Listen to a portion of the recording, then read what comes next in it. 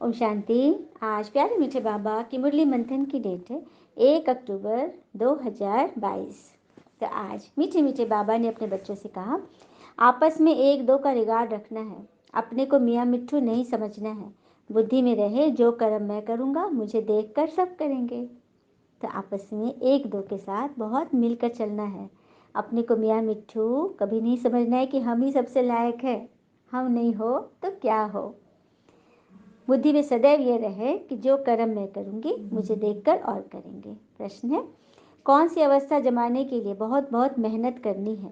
उत्तर, गृहस्थ व्यवहार में रहते स्त्री पुरुष का भान समाप्त हो जाए, मनसा में भी संकल्प विकल्प न चले, हम आत्मा भाई भाई हैं, प्रजापिता ब्रह्मा के बच्चे भाई बहन हैं। यह अवस्था जमाने में टाइम लगता है। साथ में रहते विकारों की आग न लगे, क्रिमिनल असॉल्ट न हो, इसका अभ्यास करना है। माता पिता जो सर्व संबंधों की सैक्रिन है उसे याद करना है। तो कौन सी अवस्था जमानी है? आपस में भाई भाई वाले संकल्प। साथ में रहते कोई बुरी बात दिमाग में न आए, काम क्रोध लोभ मोह अहंकार से हम बच के रहे। इसका अभ्यास करना है। और जो भगवान सर्व संबंधों की सैक्रिन है, सबसे मीठे हैं, जो हमें हमारे जीवन को मीठा बना रहे हैं, उसे याद करना है। और जीवन को मीठा बनाने के लिए कुछ एक बहुत अच्छे अभ्यास करने हैं। सुनते हैं, एक एक्सपेरिमेंट है। एक प्रोफेसर ने अपने हाथ में पानी से भरा एक गिलास पकड़ते हुए क्लास शुरू की। उन्होंने उसे ऊपर उठाकर सभी स्टूडेंट्स को दिखाया और पूछा, आपके हिसाब से गिलास का वजन कितना होगा? किसी ने कहा 50 ग्राम, किसी ने 100 ग्राम, किसी ने 125 ग्राम। जब तक मैं इसका वजन न कर लूं, मुझे इसका सही वजन नहीं बता सकते। प्रोफेसर ने कहा, पर मेरा सवाल है, यदि मैं इस ग्लास को थोड़ी देर तक इसी तरह उठाकर पकड़े रहूं तो क्या होगा? कुछ नहीं। अच्छा, अगर मैं इसे इसी तरह 1 घंटे तक पकड़े रहूं तो क्या होगा? किसी ने कहा, आपके हाथ में दर्द होने लगेगा। तुम सही हो। अच्छा, अगर मैं इसे इसी तरह पूरे दिन उठा के रखूं तो क्या होगा? आपका हाथ सुन्न हो जाएगा, आपके मसल्स में भारी तनाव आ सकता है, लकवा मार सकता है और पक्का आपको हॉस्पिटल जाना पड़ेगा। सभी छात्र बारी बारी से जवाब दे रहे थे। प्रोफेसर ने कहा, बहुत अच्छा, पर क्या इस दौरान ग्लास का वजन बदला? नहीं। तब बोला, हाथ में दर्द और मांसपेशियों में तनाव क्यों आया? स्टूडेंट सभी आश्चर्य में पड़ गए। तो प्रोफेसर ने पूछा, अब दर्द से निजात पाने के लिए मैं क्या करूं? ग्लास को नीचे रख दीजिए।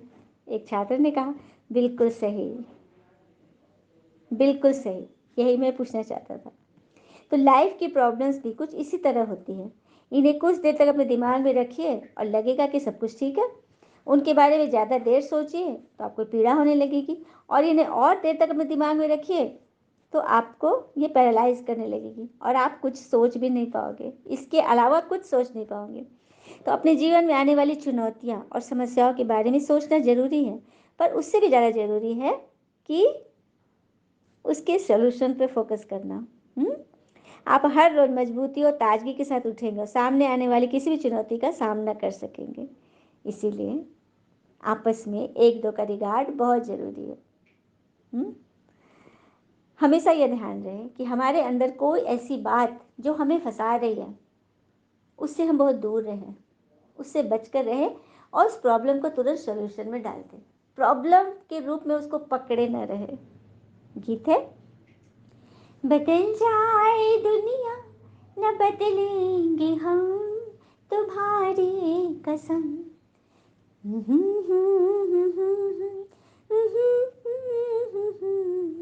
तुम्हारी कसम। ओम शांति। ये बच्चों की गारंटी और प्रतिज्ञा है। प्रतिज्ञा कोई मुख से नहीं की जाती। जब बच्चे बाबा को पहचान लेते हैं तो प्रतिज्ञा हो ही जाती है। तो बदल जाए दुनिया न बदलेंगे हम, भगवान से हम नहीं छूटेंगे। तो हर एक इंडिपेंडेंट पुरुषार्थ करता है पद पाने के लिए। स्कूल में सब इंडिपेंडेंट पुरुषार्थ करते हैं कि हम उच्च पद पाएं। यहाँ आत्मा पढ़ती है और परमात्मा पढ़ाने के लिए जीवात्मा बनते हैं, और इनमें प्रवेश कर इनको ब्रह्मा मुख वंशावली को पढ़ाते हैं। स्वयं ब्रह्मा को मुख वंशावली नहीं कहेंगे, ब्राह्मण ब्रह्मा मुख वंशावली है। ब्रह्मा शिव की मुख वंशावली नहीं है। शिव बाबा तो आकर इनमें प्रवेश कर अपना बनाते हैं। आई बात समझ में? तो ब्रह्मा बाबा मुख वंशावली नहीं है, शिव के मुख वंशावली नहीं है। मुख वंशावली तो हम ब्राह्मण हैं, जो ब्रह्मा के मुख से ये ज्ञान सुनकर, शिव का ज्ञान ब्रह्मा के मुख से हम सुने तो हम ब्रह्मा कुमार कुमारी बन गए। लेकिन ब्रह्मा शिव की वंशावली है, मुख वंशावली नहीं है। शिव ने डायरेक्ट उनमें प्रवेश किया है। यह बात बाबा ने आज क्लियर किया। बाबा पढ़ाते हैं तो यह भी पढ़ते हैं। ब्रह्मा पिता सबसे पहले कौन पढ़ता है, किसके कान सबसे पहले सुन रहे हैं भगवान का ज्ञान, तो ब्रह्मा, इस संस्था के फाउंडर। तो जैसे तुम स्टूडेंट हो वैसे यह भी है। बाबा आज इसको क्लियर कर रहे हैं। जैसे तुम बच्चे स्टूडेंट हो ना, वैसे ये ब्रह्मा भी स्टूडेंट है। लेकिन शिव बाबा कोई स्टूडेंट नहीं है, मैं किसी का स्टूडेंट नहीं हूँ। कभी किसी ने सुना कि परमात्मा का कोई बाप टीचर गुरु है? बिल्कुल नहीं। बाबा कहते हैं मैं सभी संबंधों की सैक्रेन हूँ, इसलिए मैं कहता हूँ मुझे याद करो। सैक्रेन पता है, सबसे मीठा है, सबसे मीठा। एक बूंद भी एकदम काफ़ी मीठी कर देता है। और तुम गाते भी आए हो त्वमेव मातश्च पिता, तो किसके लिए गाया हो? तो जो थ्योरी पढ़ते आए अब मैं सामने आ गया हूँ। तुम बच्चे इस समय नई नई बातें सुनते हो, परंतु सुनते सुनते माया थप्पड़ लगा देती है। रावण कम थोड़ी ही है, बाबा सर्वशक्तिवान है, माया भी सर्वशक्तिवान है। आधा कल्प माया का राज चलता है। अब बाबा कहते हैं 5 विकारों का दान दो तो ग्रहण छूटे। फिर भी एकदम छूटता तो नहीं है। बाबा सबकी रिजल्ट भी जानते हैं कि एकदम से 5 विकार छूटे तो संपूर्ण ही हो जाए ना। और कई दान देकर फिर वापस ले लेते हैं। जैसे कहते हैं ना, बाबा आपको क्रोध दान कर दिया, मोह दान कर दिया, ईर्ष्या दान कर दिया, लेकिन फिर पेपर आता है फिर वापस ले लेते हैं। तो ये बाबा कहते हैं कई बच्चे दान देकर वापस ले लेते हैं। और कई मनुष्य फिर सन्यासी के पास जाकर कहते हैं कि बच्चा चाहिए। सन्यासी से भी गुहार लगाते हैं ना कि बच्चा के लिए आशीर्वाद दे दो। और कहेंगे यदि बच्चा हो गया तो कहेंगे कि गुरु के आशीर्वाद से हो गया। गुरु भी कहेंगे कि हमने दिया, हमने किया। लेकिन अगर शरीर छूट गया, किसी ने तरह किसी अगर मर गया, तब क्या कहेंगे, ईश्वर की भावी। उसके बाद क्या करें, उसके बाद ये नहीं कहेंगे कि मैंने ले लिया, देना था तो गुरु ने दे दिया, वहाँ पे ईश्वर का नाम नहीं। लेकिन अगर कुछ गलती हो गई, कमी हो गई, तो ईश्वर की भावी, क्योंकि ईश्वर सबसे सस्ते हैं ना, सब कुछ उन पर दोष लगा दो। फिर बाबा कह रहे कि अभी तुम अननोन वॉरियर हो। अननोन अर्थात गुप्त वॉरियर। तुम योद्धा हो, तुम भी युद्ध के मैदान में हो, लेकिन तुम्हारे बारे में किसी को पता नहीं है। तुम सत्युग स्वर्ग की स्थापना कर रहे हो, तो अभी अननोन हो, लेकिन फिर तुम वेरी वेल नोन बन जाओगे। और इतने वेल नोन बनोगे कि तुम्हारी मंदिर में पूजा होने लगेगी, क्योंकि तुम गुप्त में राम राज स्थापन कर रहे हो। अच्छा, मीठे मीठे बच्चों प्रति बाबा कह रहे हैं सीखे लेते बच्चे हो ना, 5,000 वर्ष के बाद मिले हो। किसी का गुम हुआ बच्चा मिल जाए तो माँ बाप को कितनी खुशी होती है। बच्चा भी बाबा बाबा कहता रहेगा। तो अभी विनाश होता है और तुम गुम हो जाते हो, अर्थात बाप से बिछड़ जाते हो। क्या बात है, जो अंत में बच्चे, परिवर्तन जब होता है दुनिया, तो भगवान तो फिर चले जाते हैं और बच्चा फिर बिछड़ ही जाता है अपने पिता से। तो कल बाद फिर बाबा मिलते हैं, तो माँ बाप का कितना प्यार रहता है। आधा कल तो सुख भोगते हो, फिर धीरे धीरे दुखी होते हो। सन्यासी कहते हैं ना, सुख काग विष्ठा समान है।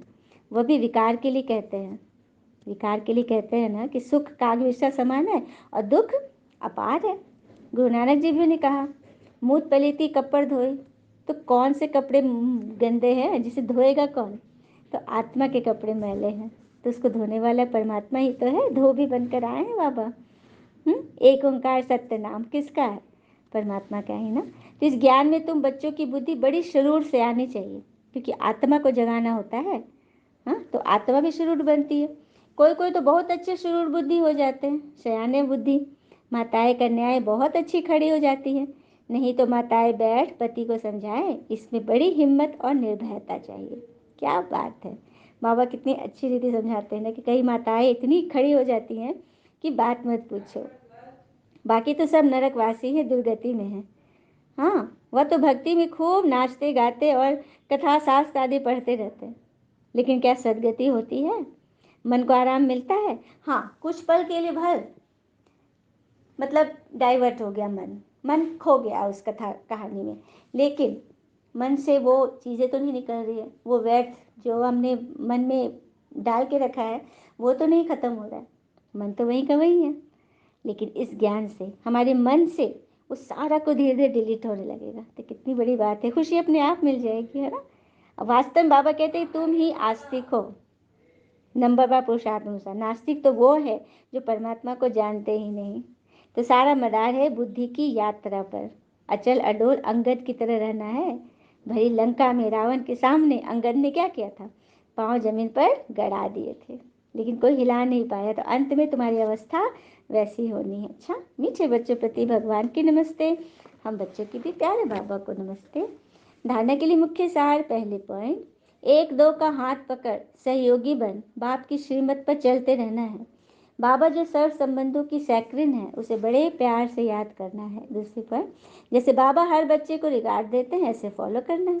अपने बड़ों को रिगार्ड जरूर देना है। वरदान है, नथिंग न्यू के पाठ द्वारा विघ्नों को खेल समझकर पार करने वाले अनुभवी मूर्त भव। नथिंग न्यू के पाठ द्वारा विघ्नों को खेल समझकर पार करने वाले अनुभवी मूर्त बनते हैं। कैसे? तो विघ्नों को देखकर घबराओ नहीं। मूर्ति बन रहे हो तो कुछ हैमर हथौड़े तो लगेंगे ही। हैमर से ही तो ठोक ठोक कर ठीक करते हैं। तो जितना आगे बढ़ेंगे उतना तूफान ज़्यादा क्रॉस करने लग पड़ेंगे। चलिए वो कथा फिर से सुनाती हूँ। एक बार एक मूर्तिकार पत्थर खरीदने गया। तो जिस पत्थर को वो लेकर आया उसमें जो छेनी हथौड़ी लगा रहा था तो उसमें से लग रहा था कि आवाज़ आ रही है कि मुझे नहीं मारो, मुझे दर्द हो रहा है। तो इसको बनाने में मज़ा नहीं आया। तो वो जाके दुकानदार के पास वापस दे दिया कि ये पत्थर मुझे नहीं चाहिए, मुझे दूसरा दो। तो दूसरा पत्थर दिया। तो लेके जाने लगा तो दुकानदार ने बोला कि ये पत्थर भी आप ले जाओ, थोड़ा सा इसमें हथौड़ी का मारूर लगा है तो ये फिर बिकेगा नहीं, आप ले जाओ, इसे मुफ्त में ले जाओ। तो वो ले गया। दूसरा पत्थर जो ले आया नया उसको पूरा तैयार किया, सारे औजार लगाए, छेनी हथौड़ी कुल्हाड़ी सब कुछ लगाया, खूब सुंदर मूर्ति बनाया और मूर्ति को सजाया और मूर्ति की पूजा होने लगी। तो अब सोचा कि इस पत्थर का क्या करें, जो पहले वाला था जो मार से रो रहा था। तो उसको क्या किया, मूर्ति के पैरों के नीचे नारियल तोड़ने वाला पत्थर बना दिया। अब देखिए क्या हो गया, कहानी में ट्विस्ट आया ना। वो एक बार के छेनी हथौड़ी मार खाने से घबराया तो आज क्या बन गया, वो एक तो पाँव के नीचे आ गया, ऊपर से हर रोज जितनी भी भक्तात्माएं आएंगी सब उसको चोट मारेंगे। तो ये होता है, थोड़े से परिस्थिति से घबराने वाले बच्चे आगे चलकर बहुत बिघन में पड़ जाते हैं। तो ऐसा नहीं करना है। जितना आगे बढ़ना है तो फिर तूफान को क्रॉस करना पड़ेगा, लेकिन आपके लिए तूफान तोहफा है अनुभवी बनने के। इसलिए यह नहीं सोचो कि क्या सब विघ्नों के अनुभव मेरे पास ही आने हैं। यह नहीं सोचो कि भगवान से जुड़े तो बहुत सारे विघ्नों के अनुभव आ रहे हैं। आएंगे आएंगे, वेलकम करो, आओ। नथिंग न्यू का पाठ पक्का हो तो ये विघ्न खेल लगेंगे। वेलकम करो, विघ्नों का वेलकम करो, क्योंकि हमारे बोए हुए बीज है जो सामने आ रहे हैं। तो जल्दी जल्दी आए और खत्म हो जाए। स्लोगन, सत्यता की विशेषता हो तो आत्मा रूपी हीरे की चमक चारों ओर स्वतः फैलती है। सत्यता की विशेषता हो तो आत्मा रूपी हीरे की चमक चारों तरफ स्वतः ही फैलती है। तो सत्यता की विशेषता के लिए सत्य ज्ञान सत्य भगवान को हमेशा साथ रखें और सदैव खुश रहें, चमकते रहें। ओम शांति। शुक्र मीठे बाबा, वो बाबा के प्यारे प्यारे बच्चे। All is well always. ओम शांति।